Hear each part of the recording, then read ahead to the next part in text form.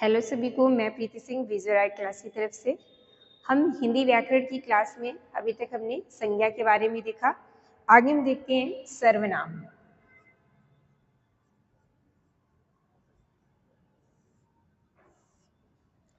सर्वनाम किसे कहते हैं? संज्ञा के स्थान पर प्रयोग किए जाने वाले शब्द ही क्या कहलाते हैं? सर्वनाम। संज्ञा के स्थान पर प्रयोग किए जाने वाले शब्द क्या कहलाते हैं? सर्वनाम कहलाते हैं।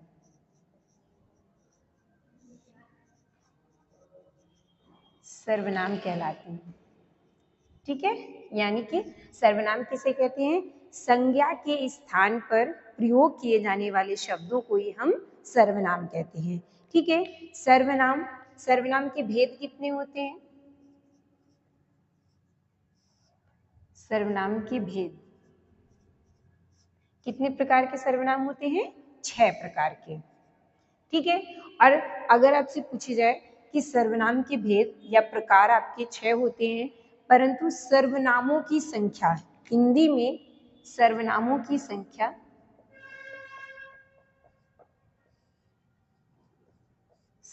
की संख्या कितनी मानी गई है? 11। ठीक है, सर्वनाम के भेद या प्रकार आपके 6 होते हैं, और सर्वनामों की संख्या अगर पूछी जाती है तो वो आपके होते हैं 11। ठीक है, सर्वनाम 6 आपके कौन कौन से होते हैं? पुरुषवाचक सर्वनाम, निश्चयवाचक सर्वनाम, अनिश्चयवाचक सर्वनाम, संबंधवाचक सर्वनाम, निजवाचक सर्वनाम और प्रश्नवाचक सर्वनाम। ठीक है, तो ये सर्वनाम के कितने भेद हो गए? आपके 6 भेद होते हैं, जिसमें से पहला आपका आता है सर्वनाम के प्रकार।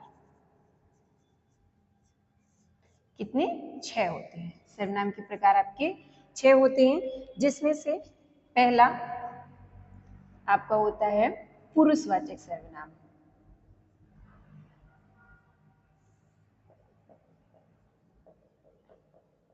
पुरुषवाचक सर्वनाम में आपके इसके अंतर्गत 3 भेद आते हैं, जिसमें से आपका पहला आता है उत्तम पुरुष। उत्तम पुरुष के अंतर्गत आपका आता है मैं, हम, मैं और हम लोग। ये किसके अंतर्गत आता है? आपका उत्तम पुरुष के अंतर्गत आता है। ठीक है, दूसरा आपका आता है मध्यम पुरुष।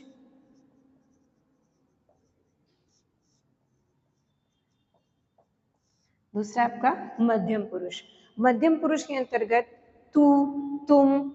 ठीक है, तू, तुम, आप लोग, तू, तुम, आप लोग, ये शब्द आते हैं।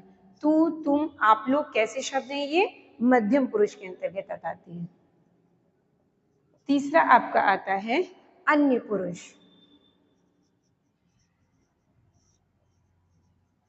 तीसरा आपका अन्य पुरुष के अंतर्गत यह, ये, वह, वे।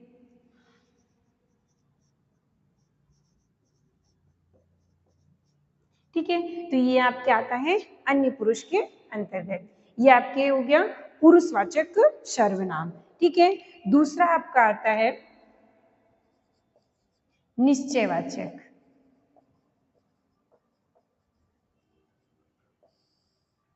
निश्चयवाचक सर्वनाम।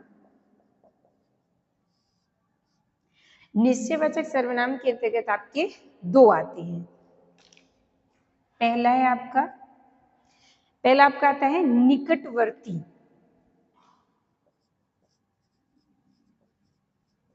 निकटवर्ती सर्वनाम, और निकटवर्ती के अंतर्गत आपका क्या आता है? यह, ये। और दूसरा इसी के अंतर्गत आता है, निश्चयवाचक के अंतर्गत दूसरा है आपका दूरवर्ती। दूरवर्ती सर्वनाम, दूरवर्ती के अंतर्गत क्या आता है आपका? वह, वे। ये आपके निश्चयवाचक सर्वनाम के अंतर्गत आते हैं। अगला आपका आ जाता है तीसरा, अनिश्चयवाचक सर्वनाम।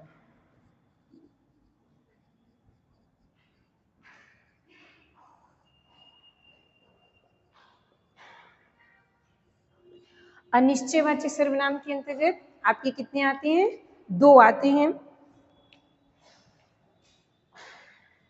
पहला आपका हो गया प्राणी बोधक।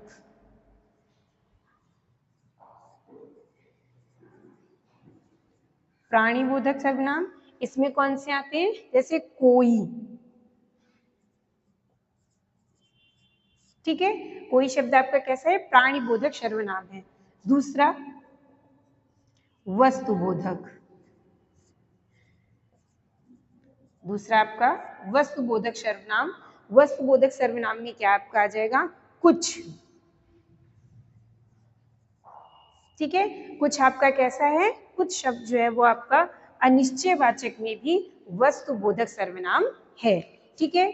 चौथा आपका आ जाता है, चौथा है संबंधवाचक।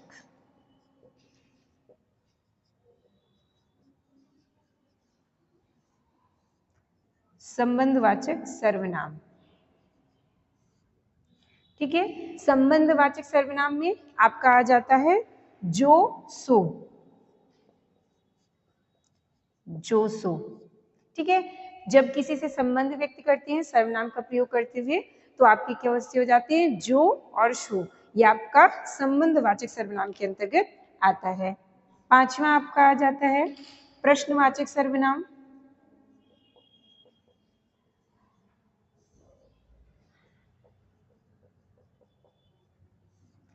प्रश्नवाचक सर्वनाम, प्रश्नवाचक सर्वनाम में भी आपके 2 प्रकार के होते हैं। पहला आपका होता है प्राणीबोधक,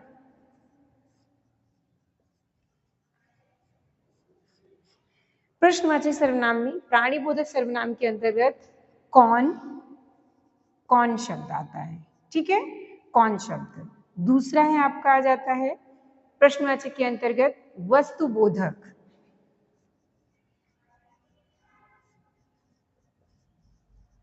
वस्तुबोधक सर्वनाम के अंतर्गत आपका क्या आ जाता है? कौन के साथ क्या, ठीक है। तो ये हो गया आपका। इसके बाद आपका छठवां प्रकार आता है, छठवां आपका आता है निजवाचक सर्वनाम।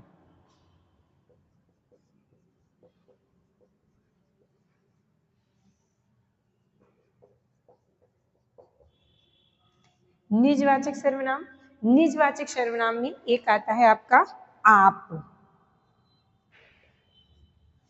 निजवाचक सर्वनाम में जो आपका प्रयोग होता है वो स्वयं के लिए, कैसे? जैसे कि आपका होता है उदाहरण के रूप में, मैं आप वहीं से आया हूं, मैं आप वहीं से आया हूं, यानी कि आप भला तो जग भला, आप भला तो जग भला।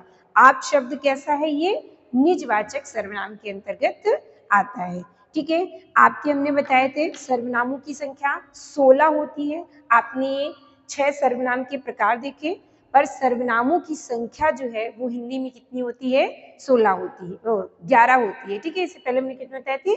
सर्वनामों की संख्या 11 बताया था, ठीक है। 11 कौन कौन से होते हैं? उत्तम पुरुष के अंतर्गत मैं आपका हो गया, ये क्या है? सर्वनाम में तू, ठीक है। और इसके आगे यह, वह, कोई, कुछ, कौन, क्या, जो, सो और आप, ठीक है। तो 1 2 3 4 5 6 7 8 9 10 11, ठीक है। तो ये आपके 11 हो गए सर्वनामों की संख्या। सर्वनामों की संख्या कितनी मानी गई है हिंदी में? हिंदी व्याकरण में आपके 11 सर्वनामों की संख्या है। पर अगर सर्वनाम के प्रकार पूछते हैं तो सर्वनाम के प्रकार कितने हैं? 6 प्रकार हैं, जिसमें से आपका पहला आता है पुरुषवाचक सर्वनाम, जिसमें आपके उत्तम पुरुष, मध्यम पुरुष और अन्य पुरुष आते हैं, ठीक है। आपसे सीधे देकर के शब्द पूछ लिया जाता है कि तू या तुम शब्द किस सर्वनाम को सूचित करता है। तो तुम शब्द कैसा है, पुरुषवाचक सर्वनाम में कौन सा है, ये मध्यम पुरुष के अंतर्गत आता है। ठीक है, इसके बाद आपका ये अन्य पुरुष भी है। निश्चयवाचक सर्वनाम, निश्चयवाचक सर्वनाम में आपके दो आते हैं, एक निकटवर्ती और दूरवर्ती। जैसे निकटवर्ती के लिए आपके यह या ये का प्रयोग और दूरवर्ती के लिए वह या वे का प्रयोग।